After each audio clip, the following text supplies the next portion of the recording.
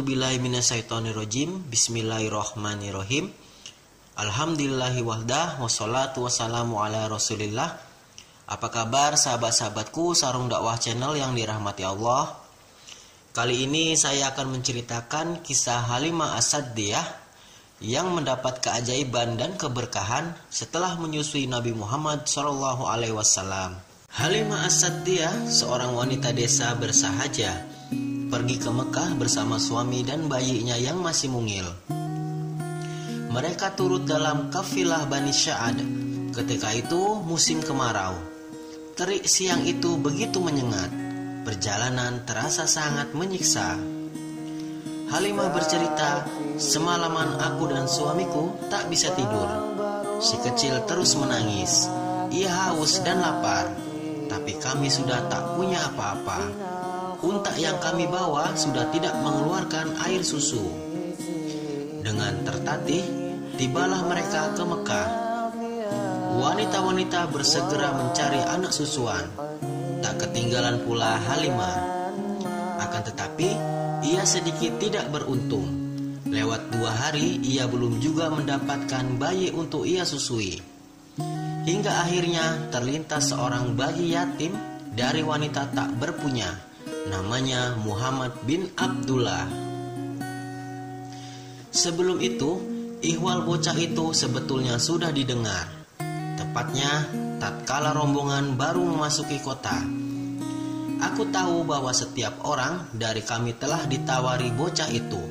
Namun, ketika tahu bahwa ia sudah tak punya bapak, mereka enggan. Mereka beranggapan bayi yatim kurang memberikan keuntungan. Ibunya yang janda takkan mampu memberi imbalan. Sedangkan kami mencari anak susuan adalah demi bayaran. Dalam kebimbangan, Halimah mengadu kepada suaminya, Al-Harits bin Abdul Uzza. "Abang, aku tak hendak pulang tanpa membawa anak susuan. Bagaimana bila ku bawa anak yatim itu saja?" "Ambillah," jawab sang suami. "Barangkali Tuhan memendam kebaikan dalam diri bayi itu." Halimah pun mantap memungut si bocah dari ibunya. Ketika membuka kain yang membungkus bayi, ia sontak merasa takjub. "Demi Allah, tak pernah kulihat bayi seindah ini. Lihat wajahnya, penuh cahaya." Dibawalah bayi itu oleh mereka berdua dengan rasa sukacita. Halimah langsung menyusuinya. Ajaib, air susunya mengalir lancar seketika. Bayi itu juga putra Halimah menjadi kekenyangan dibuatnya. Tak hanya itu, unta tua yang mereka bawa juga mengeluarkan air susu dengan derasnya. Begitu suami Halimah memerahnya. Al-Harits keheranan, "Duhai adinda, demi Allah, aku merasa engkau telah mengambil anak yang penuh keberkahan.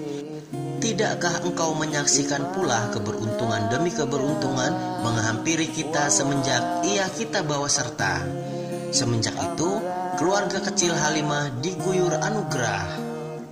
Sudah merupakan kebiasaan ibu-ibu Arab masa itu menitipkan bayi mereka supaya diasuh dan disusui wanita pedesaan. Upaya ini bertujuan agar si bayi bisa tumbuh dalam lingkungan yang lebih asri. Desa Halimah terletak di kawasan pegunungan dekat Taif, 60 km dari kota Mekah. Udaranya bersih dan segar.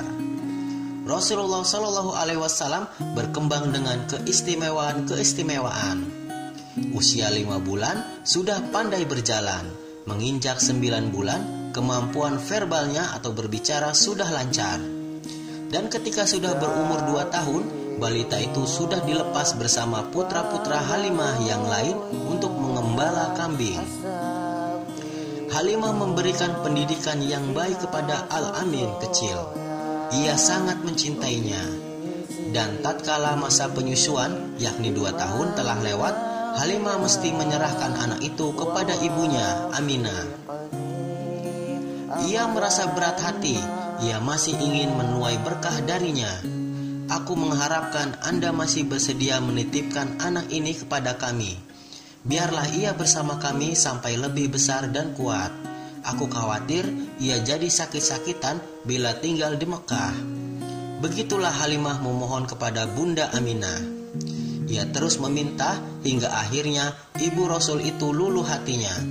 Kembalilah Halimah ke kampung halamannya dengan hati berbunga-bunga lantaran bocah pilihan itu masih bersamanya. Halimah memang bergelimang berkah kala itu. Setiap malam rumahnya terang benderang oleh pancaran wajah Nabi sampai tak perlu ia pasang lampu. Rezekinya kian melimpah ruah. Kambing-kambingnya beranak pinak dengan pesat serta memberikan susu yang berlimpah. Padahal daerah Bani Sa'ad kering kerontang dan tak menyediakan sarana yang cukup untuk gembala. Perlu dicatat, sebelum mengasuh Rasul, Halimah sekeluarga hidup dalam keterbatasan. Suatu waktu Rasulullah SAW bermain-main dengan saudara angkatnya, Damrah. Tiba-tiba beliau terlentang seperti pingsan. Damrah memanggil ibunya. "Ibu, lihatlah adik. Adik ini kenapa?" Halimah bergegas datang. Sampai kepada Rasulullah SAW, dia langsung memeluk. Sesuai puas memeluk, dia tanya, "Mengapa nak? Engkau sakit?" Rasulullah SAW berkata, "Tadi ada 3 orang menangkap aku. Dibelah dadaku tapi tak sakit. Dibasuh-basuh kemudian dijahit oleh mereka, juga tak terasa apa-apa. Itu saja." Halimah kebingungan, tapi ia tak merasa dibohongi, sebab ia mafhum anak itu tak pernah berkata dusta. Halimah kemudian berkata pada suaminya, "Beruntung kita bang, anak kita bukan orang sembarangan. Kelak ia menjadi orang besar." Kemudian setelah umur 4 tahun, Nabi Muhammad SAW dibawa oleh Halimah untuk diserahkan kembali kepada ibunya. Setelah itu, dia tidak tahu apa yang terjadi pada bocah itu, sebab untuk dapat kabar di zaman itu sangat susah. Baru ketika Rasulullah SAW berusia 40 tahun, terdengarlah berita oleh Halimah. Rupanya anak susuannya telah menjadi Rasul.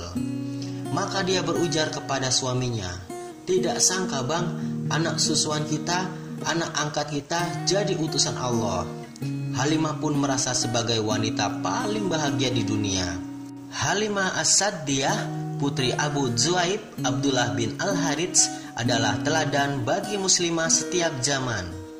Dengan keikhlasannya, ia menjadi sosok yang pernah mewarnai kehidupan Rasulullah SAW. Jabatan apa yang lebih hebat dari ibunda pemimpin umat manusia? Ia wafat di kota Madinah dan dimakamkan di Baqi. Sebelum meninggal, ia sempat bertemu anak susuan yang paling dicintainya itu, dan bisa dipastikan itulah puncak kebahagiaannya di dunia. Wallahu a'lam bishawab.